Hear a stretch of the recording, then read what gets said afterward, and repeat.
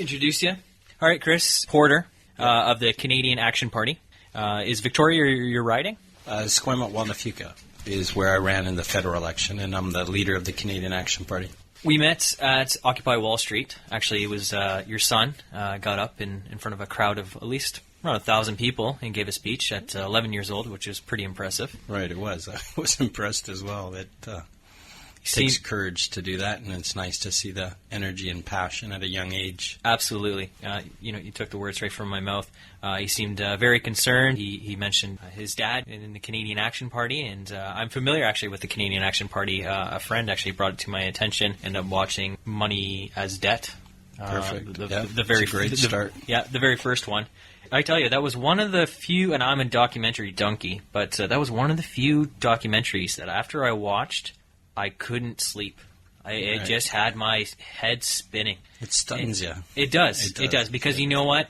Ignorance, I never stopped to think, how did this monetary system begin? Where was the first dollar spent? How was the term currency? And how does different countries and different currencies and what equals what, and how did it all come to be is basically the question that I never actually thought, And I figured gold, I just always assumed that. But it was a system that I was just brought up into, and I never quite questioned it. And this thing of the economy, it's always like sick, and it's not doing well. And now we're worried about countries like Greece and, the pig nations, right? Yeah. And we all thought the banks had all this extra money that they were being nice to lend it to people, and somehow they were successful to amass this wealth, and they had the rights and the ability to lend it to us, and we all thought that was great. But then the bubble burst, and everyone realized, whoa, you didn't have that money. Where did that money? And then you start unraveling it, and it's like unraveling a golf ball. An old golf ball, and if you ever cut open an old golf ball, it's full of elastic, and you just cut one of those elastics and the whole thing is bouncing around, and that's the economy thing is exactly. And it's hard for people to grasp, but it's important we grasp, and it's important that we teach our kids the fundamentals of it. And I was never political. I spent my entire life being a bit of a sea cowboy, traveling the world and training whales and dolphins all over the world, and never thought of all this stuff, and ended up in a small South Pacific nation that ended up having the World Bank come in, the IMF come in, and start privatizing natural resources. And some people got me onto Money as Debt and some other videos, and looked back at my own great Canada and was shocked to see that we're already well underway of losing our financial independence as a nation. And that's scary because we're leaving that debt and we're leaving that attachment and decision-making to others. We're not leaving it for our children, and anyone who's a parent understands that that's what you end up working for. That's what you end up fighting for is your children, and that's what we need to all get together for and say, hey, we're leaving you something good, not something insurmountable. I know it's hard to explain in layman's terms how money equals debt. It's complicated to understand, and the video does a great job at trying to address that to someone who really doesn't understand finances, Yeah, it is complicated. It just depends at what level you drop it down to. But basically, you just have to understand that the banks aren't using money that they have in savings in order to create the economy. Is that they're taking money as a deposit, and through fractional reserve lending allows them to lend the money that they take up to 100 times of its value. So if they take $1,000 in a deposit, they can lend out $10,000. So now they have $1,000, but they are allowed to lend out $10,000 into the economy, and that allows people to buy cars and exchange. But there's a negative $9,000 there that is based on debt and the promise for whoever borrowed that $10,000 to pay it back. And what starts happening is people stop paying. And as soon as that starts happening, because there's too much debt and there's not enough money in circulation, then we have these big bubbles. So we just have to understand that the fundamental basis of a bank is not to lend extra money they have, but they're actually allowed to create debt, which is, in our terms, money. So that's why we have a debt system, because the debt is what we are using as money, whether it be student debt, car debt, mortgages, everything. That's not based on any firm dollars and cents. That's actually just the law allowing them to create that money. I noticed even for like every dollar you deposit in your bank account, whether it be TD, Royal Bank, or any of the big banks, I think it's in Canada, it's 1 in 16. So for every dollar deposited, they're almost allowed to make $16 because they're holding that $1 of yours and be able to invest it, loan it out, whatever they want. And I always kind of thought to myself, well, if you're using my $1 and all of a sudden you're saying, because I have this $1 of Chris White's money, I'm allowed to vest up to $16 out of thin air. Right. And then I'm allowed to create that, Yeah, I'm allowed to create that money. Yeah. And I just thought to myself, well, how does that all add up in the end of the day? And it doesn't. It doesn't. And that's what we're facing. It doesn't. And in Canada, it even got worse because the banks used to have to put some money into the Bank of Canada. And they used to have to take some of that deposit and say, look, if everything starts going haywire, at least we're going to have some cash in the National Bank of Canada in statutory reserves. And that was based on a percentage of how much money they were taking in. And then our government got rid of that.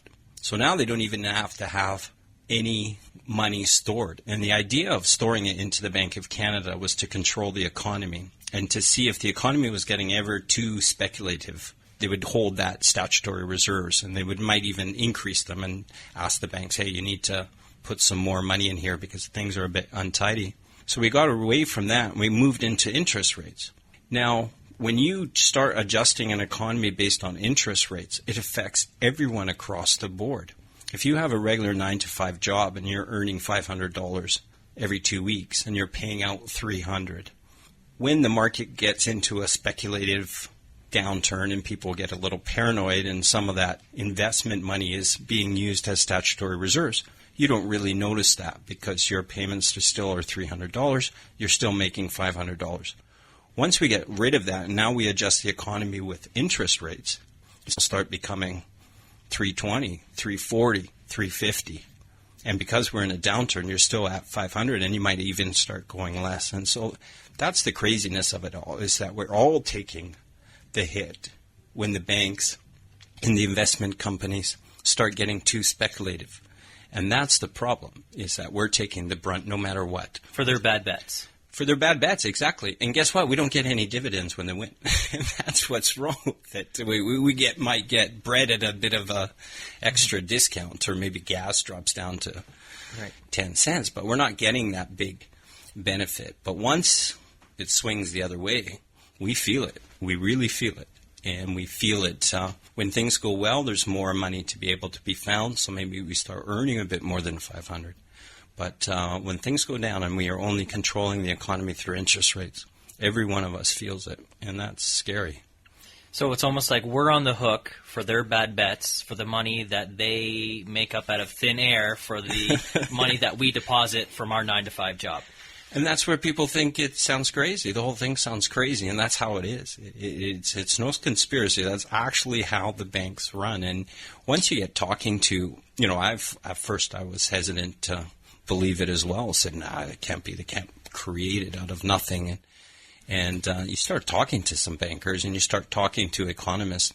Get some economists to try to explain derivatives to you, which is what was the biggest problem here in 2008 with the financial collapse. They can't. Right. Bankers, and they can't. They don't even know what they're creating. And they bundle debt up and try to sell debt. And if debt goes down, you're going to somehow win a return. And it's gone crazy, and that's what we're facing across the world right now. And now we're at the point, Greece is looking like it's going to accept the bailout, but what of a turn of events where Greece actually had the opportunity to vote if it wanted to be bailed out. It could actually vote to see if it wanted to take in this huge debt to help its economy. And everyone snuffed it. Everyone said, no, you're not allowed to do that. Because if you vote not to get bailed out, which means to go more in debt, just to a different organization, if you vote not to do that, then that's going to cause a collapse across the entire Eurozone. Whoa, what happened there? I was there in Corfu, Greece, when the first ever Europe-EU meeting was going on. And I was there not as political, just fortunate to be in Corfu, Greece when they were having this meeting. And it was all the papers and all the radios were talking about this great thing for all these economies, that they were going to be able to exchange goods and they were going to get the benefit of being able to trade freely amongst European nations. And here we are, 18, 17 years later, and we're talking one of them can set the whole thing like dominoes and the whole thing can fall. And Greece is going to fall, Italy's going to fall, and now you have France and Germany printing their own money again. So, it's a crazy situation, and people need, that's the education we need right now, and that's the education our kids need right now, so that they can start making the decisions. Is that really the best way to do it? And try to convince me it's the best way to do it. And if we collectively agree that it's the best way, then we can handle it. But what we're finding out, and that's what you're seeing with the Occupy movements, and you're seeing in the political chats, and you're seeing people talk about monetary reform. Finally, people are talking about going back to the Bank of Canada. It's because it didn't work. And it didn't work because the select individuals that were leading it didn't do it very well. And it crashed, and we're recovering, and hopefully have recovered. And that's the scary thought, is maybe we haven't, and maybe there's tougher economic times coming, and that's why we have to quickly come up with local solutions, local currencies, getting back to national sources of banking, and start taking responsibility. So what would you like to see happen, say, here in Victoria? Well, I think in Victoria we need to follow examples like Salt Spring Island currency. We need to start seeing more local currencies being utilized. We need to see some introduction of sound money. And sound money is basically money that's actually backed by something, not by the promise of the government to acknowledge that's the payment. Some money backed by silver, some money backed by gold. And some of us are working on these alternatives to try to introduce them into Vancouver Island, because Vancouver Island is such a rich resource-based area. And we have a lot here for our children, and we have a lot here for our future generations, and we have a lot for us right now. But we're not using it. We're shipping our logs over to China. We're not milling it anything. We're getting ready to dump a whole bunch of coal into the market, and we're not helping ourselves, and we're not for the future. So we have to attain a local control of our currency, and to control a local control of our banking. And by doing that, we become a threat to the outside because we are so resource-based. But it's time that people start to decide that we need to do that. And it's no longer good enough to help everyone else across this world when we are heading serious decline. Mm-hmm. Definitely. I see the serious decline coming. But what I find, and again, I'll go back to like my environmental, I find that my generation and just people in general wait for the collapse, then say, what do we do? Yeah, and most people do. And we're not waiting. We don't have a lot of proactive thinkers. We don't have a lot of people that are in the know. You obviously have a very good understanding of the financial and economic system, and what you just proposed as having our own currency on Vancouver Island. Getting people to buy into that now, I don't see as easy as getting people to buy into it if, say, Greece falls, Italy falls, Portugal, and say Ireland, and then the whole system goes down the crapper. You get a lot of people that don't have a lot of money in the bank, whether it be a pension or whether they're relying on the interest from their investments. A lot of people, money will run out pretty quick. I think then a Vancouver Island currency would be a lot more accepted by the average person, who gets very confused when you start talking about the depths of finance and economics. That's just my personal opinion. No, I understand that. And it's like Anthony Robbins always says, 90% of the population works within 10% of their ability. And that's a fact. It's a lot of people like to be led. A lot of people like to have everything in order, and it makes sense. And don't change it because that might cause confusion, and we don't want to have any change. But one thing everyone understands, and when I ran I was never political for years, and then became the leader of a political party because I was so amazed and shocked at what was happening. Everyone I talked to during the campaign, and everyone I talk to today, they all understand one thing. We want our local area better. And if you change that process of thinking to say, is this globalization thing really? Yes, we understand we're in this global market. We understand that. Is it helping you? Do you have job security? Do you have a future? And the answers you get is no, no, no, because jobs are getting outsourced overseas. My wife got laid off from a computer company here in Victoria that does government programs for the provincial and federal level, and this company outsourced its technical department to India. Now, that's not just a rare occurrence. That's happening all over. Get on TELUS, get on Shaw, and people aren't even sure what city you're talking about anymore because it's getting outsourced. People understand that. They understand that people are graduating from university and getting a step up to be a Starbucks manager because they have a degree. Well, guess what? If you started at Starbucks when you were 14, probably by 18 you were a manager. So people are seeing that it's not working. And they're seeing that there's jobs out there, but there's a lot of part-time jobs out there. There's a lot of jobs without benefits. There's a lot of jobs without pensions. And there's a lot of lack of security. And there is, what career can you tell someone right now, this is your career field? People are going to be changing careers way more than they ever had. And people understand that. So I agree with you that it's a big change to think of people accepting. But if you drop it down to a local level, say, don't you see how this benefits locally? Don't you see if you got a local currency, that currency stays here and it's backed by something that's real. And you're going to buy something locally anyhow, aren't you? Well, yeah. You're not going to go to China to buy your groceries, are you? You're not going to go to India for your television, are you? Well, no. Okay. Then let's start exchanging and start trading amongst ourselves with currency amongst ourselves, backed by something real. So that if Greece collapses, if Italy collapses, if we head towards a World Bank, that we're still protected and we know what we have. And people accept that. So you said there's some interesting things happening coming down the pipe. I was wondering maybe if you could share some of that. Well, that's the biggest one, is heading towards a unified approach to Vancouver Island. And I'm meeting with a lot of people on this, and we participated in the Occupy movement, and the Canadian Action Party supports the message of the Occupy movement, but we believe we need more solutions, and we need more action.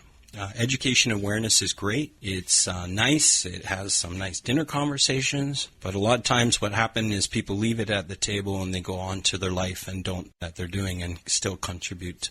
We all know that we shouldn't be driving cars as much as we are, and we all still go outside and count how many single drivers there are. It's just a fact of life. So we have to get more aggressive. We have to get more strong. And some of us are going to start standing up a little stronger and saying, you know what, we want Vancouver Island just to be Vancouver Island. And let us come up with a new theory on what works, because we've seen yours, we've watched yours, we researched, I've traveled the world, I've seen a lot. Vancouver Island's an amazing place. Absolutely. It is a beautiful place, one of the most beautiful in the world, and one of the most resource-rich in the world. And we're heading down to being paupers, and we're heading down to being slaves, and it has to stop, and we have to stop it right now for not only our future, our kids' future, and their kids' future. We have to start thinking like the indigenous people of this land and start thinking 7 generations down. Well, that's kind of why I'm here as well. I'm originally from Ontario. Part of it, of course, was I fell in love with the beauty of Victoria. But the other part of it is that I felt that people in Vancouver Island are more like-minded with my environmental values. Right. That people have, when you're shaped by the land that you live in, and you appreciate the outdoors, you have more respect for it. Exactly. And when you have more respect for it, you don't harm it as much. And you see more of the disconnect with the rest of the world, and you're more connected within your own environment. So when I go back home, I kind of feel like I'm the odd man out. So when I talk to people here, I find that they're more in the know and are more proactive with how their own personal habits. And I like the idea of being the change you want to see in the world. It's not about changing everything. It's not about doing everything overnight. It's about changing the things about yourself, the little things that you can do. Exactly. And those rub off on other people. And especially if you're a family man, you're setting the example for your children. And your children will know that as just the way things are. And I'll always bring back the recycle box, is that my dad and mom grew up without a recycle box. It came into while I was, basically a young lad, a young teenager. Now, my nieces and nephews, they don't know anything but recycle box. Exactly. They see you throw a pop can in the black garbage bag right beside the blue recycle box. They say, hey, what are you doing? You can't put the square peg in the round hole. Yeah, not anymore. They're not having it, and they grew up with that. And another thing that I find, too, is that we're talking about education for our youth. And the thing that my father always said to me is that getting an education is important, and it's great, but some of the things that we're in, especially in the high school level, where adolescents are really forming and really making the beliefs that they'll probably carry on for the rest of their life, it's a really important time of change, I find. And we're teaching, especially when I was in high school, and this is going back a little bit, but I was learning things like Shakespeare. And I got nothing against Bill Shakespeare. I mean, that's great stuff, but everyone's going to have a mortgage. Everyone's going to have car insurance. Everyone's going to have a credit card. Exactly. Yet we don't teach our children anything about those things that they're going to have. You know, buying a home is probably one of the biggest purchases you're ever going to make. But do you understand derivatives? Do you understand compound interest? Do you understand the downsides of leasing a car versus buying a car? Exactly. All the things that basically you really need to know and are going to have to do within your lifetime, high school doesn't prepare you for. Does it teach you how to tread lightly on the earth and be more sustainable? No, it doesn't teach you how to do that. Well, that's why I've taken a step out of the Occupy movement, and on the 15th of November, I'm going to go occupy my daughter's high school. Yeah. And I'm told them and said I'm going to go, and I'm going down to get in part of their education, and I'm tired of watching our government and the government reps and the Teachers Federation have this sandbox fight over our kids' future, and it's not getting solved. And so we have to ensure that our kids, and we have to take the government and the teachers to account here and say, whoa, what are you preparing my kids for? And if you want all this, then what are you going to give me for that? And I don't mean what are you going to give me physically or cash-wise. I mean, what are you going to give my kid in order to handle this world? And what kind of pressures are you going to prepare him for? And why can't he talk about this? And why can't you answer him? And why can't we talk about this? Because collectively, if we talk about it, kids have solutions. And I know that. I know that because my kids have been fortunate enough to travel a lot with me. And they've been exposed to so much, and habituation kicks in, and where you just get accustomed to change, and you get an openness, and you get an open mind. And they have solutions. I talk to my kids for solutions, and I talk to my kids about my ideas, and I say, hey, how does this sound? Well, it sounds a bit crazy, Dad, or that sounds cool. That would be perfect. Why don't we have that? You mean we don't have that already? You know, and they get it. And that's what we have to empower the youth, and that's what we have to empower people to say, come on, get some innovation here. Let's get going here. Don't become a statistic of the debt. Right. And then, you know, what is our education for? Well, it's to have students graduate $60,000 in the hole. Exactly. Because what employer wouldn't want that? Exactly. You're going to be the most obedient worker because, Exactly. You're not going to...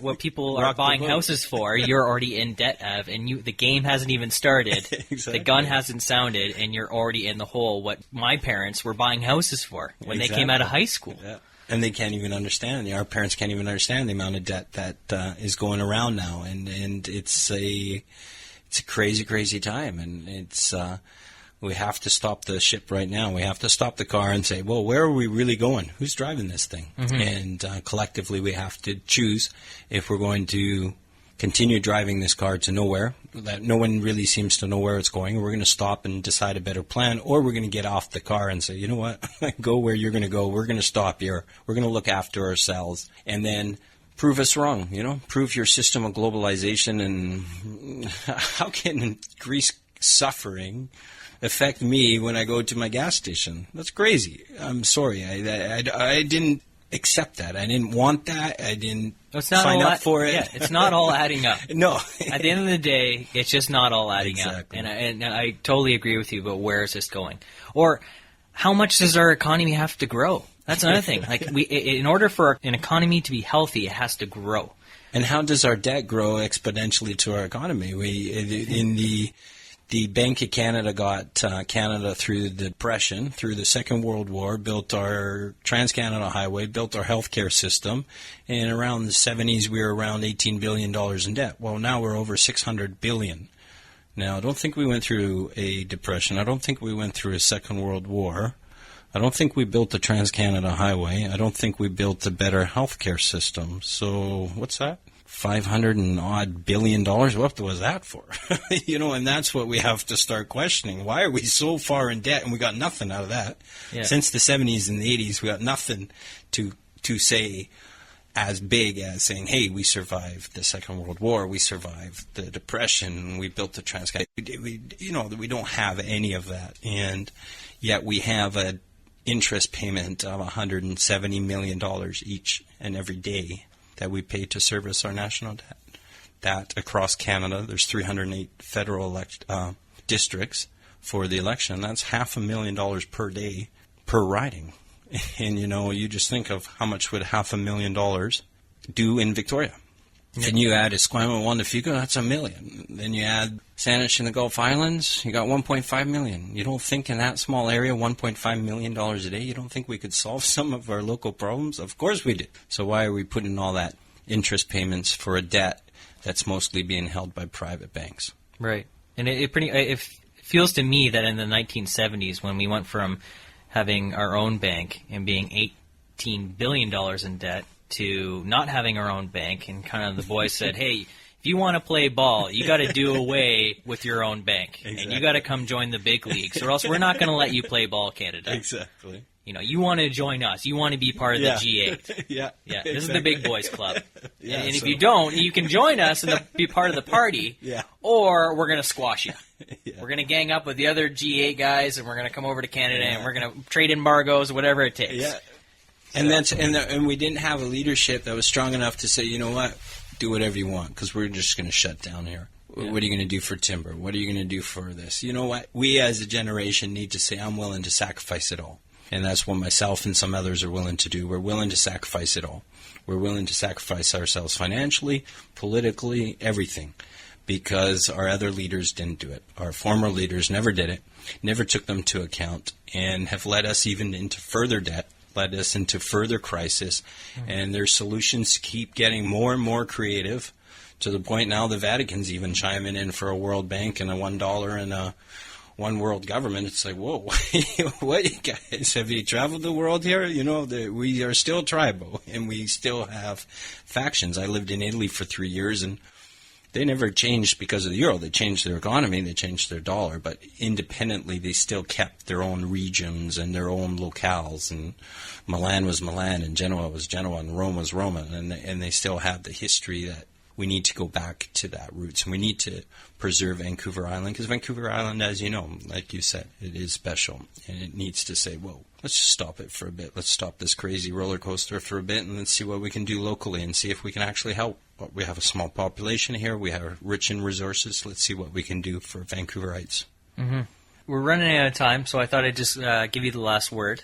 Is there something that we didn't touch on that maybe you wanted to speak to our listeners about? No, for me the biggest thing is people just have to get involved. I always say, if you're not participating, you're spectating or speculating. And spectating or speculating is detrimental to our future. And it's detrimental to your own future and to your children's future. So participate. And participate doesn't mean you have to lead a political party. Doesn't mean you have to live down in Occupy Victoria. It just means that you are more open and you question more. Start asking the questions and start looking around you. Start seeing where your products are bought from. Start seeing how you can support the local markets better. Find like-minded people and help us become part of the solution. Excellent. Thanks so much, Chris, for coming and speaking with me on Tuesday evening. I really appreciate it. No problem, Chris. I enjoyed it. Hopefully you'll come back on the show. For sure. Cheers. Thanks.